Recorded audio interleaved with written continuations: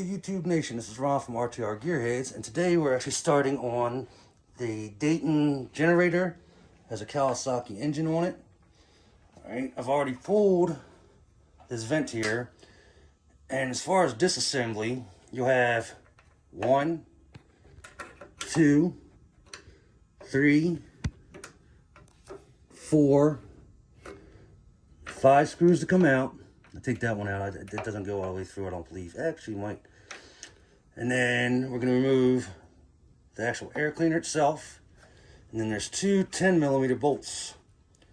In the air cleaner, I'll show you when I get in there, there's 3 8mm bolts. Go ahead and situate you guys and girls so you got a view of this.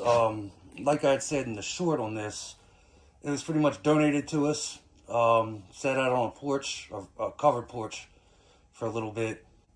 Our main thing here is we're going to clean the fuel tank, clean the carburetor, check and see if we have spark, and see if we can get it fired up. As mentioned earlier, there's the 5 screws that are on top of the carburetor. This longer one right here actually goes right here. I did go ahead and pull this linkage off, which goes in here, it just rolls back and comes out. So we're going to go ahead and work on getting the air cleaner assembly off. Okay, next we're moving on to removing the air cleaner assembly or air filter assembly. There is a wing nut over here on the side. I'm surprised it actually came off that easy. You don't have to take that out, you just have to loosen it up. Let me get you in here. All you have to do is actually loosen it up and it will come off like this. There is a little baffle in here that holds the air filter in there, the element. This looks like it has, somebody just put something in there as a filter material. And then there is another baffle that goes on the inside. These are Phillips screws, but they're also 8mm. And if it's been sitting for any time, you're gonna wanna use an 8mm instead. So let me go ahead and get that out and see what we're working with here.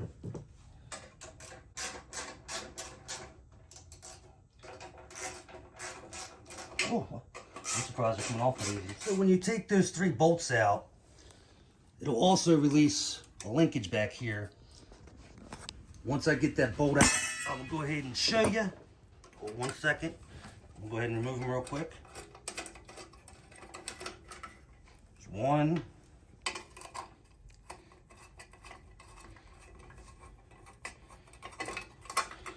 2.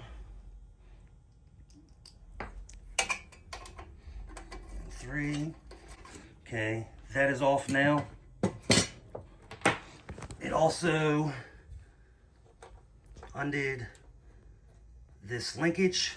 So all you have to do down here, just twist it up like that, and the linkage is off. There's 2. There's 1 here, and 1 on the bottom side. 10mm bolts. Let me go ahead and get those off real quick. The top 10mm on this carburetor is easy to get. It's going to be the other one that's not so easy. I'm surprised at the way the condition of this looks, that it's actually coming apart this easily. So the nuts that secure the carburetor, there is a nut and washer. So let me try to get this one here. Okay, before I go any further, I did get the other one off. I'll show you in a second. What I actually ended up having to do is, if you look at the fuel tank, there's a bracket here, and there's this that goes underneath the tank. It actually goes through here, like so, and bolts it to the bottom of the block. So it's a stabilizer for the fuel tank. And here in a second, I will show you what was the pain. I pulled the carburetor off. If you look, here's the top where we remove the screws. This bolt right back here, when the carburetor actually sits in there, unfortunately, when you're trying to remove it, that back bolt is blocked by the tank.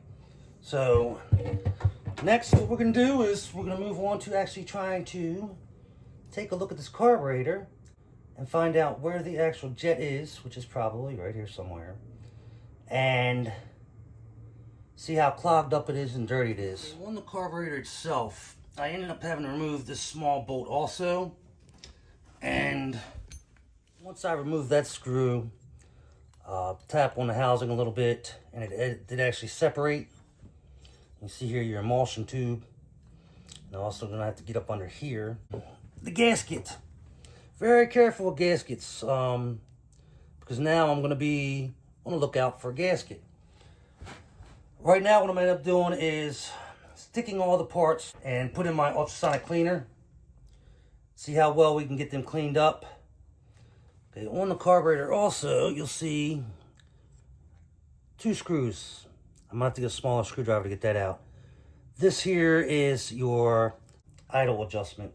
Once we actually get it out of the ultrasonic cleaner, and I track down a gasket, and hopefully we'll be able to start assembling again. I am gonna get in here, see how nasty this is. I mean, I can already tell. Pretty much pour that turpentine out and see how nasty it is. I don't know if you're able to see. The tank had what was fuel in it. I'm gonna have to get this out and see if we can pressure wash, or heck, I might actually put this in the ultrasonic cleaner also. So stay tuned for more on this. Like I said, we're gonna get some parts, and then when we get back, we'll clean up the actual fuel tank.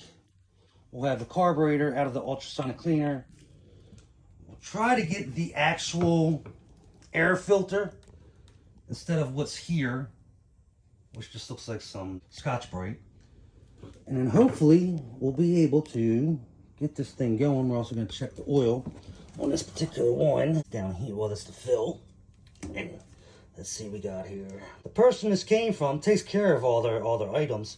Just, he got a new generator, started using that. This one he actually purchased from a company that did pressure washing. So, I'm gathering this was their power unit for the pressure washers when they went out on site. Stay tuned for part 2. Give me a couple days to track down some parts, and we'll start back on the assembly of it. Again, this is Ron from RTR Gearheads. Definitely thanks for watching. Go ahead, like, subscribe. Let us know what you guys think of our videos. We'll be back with you shortly as far as getting this thing back together. I'm going to try to track down the gasket set and prep up stuff for the next video. Go ahead, let us know what you think on this one, and hopefully you guys will tune in for the second part. Thanks for watching.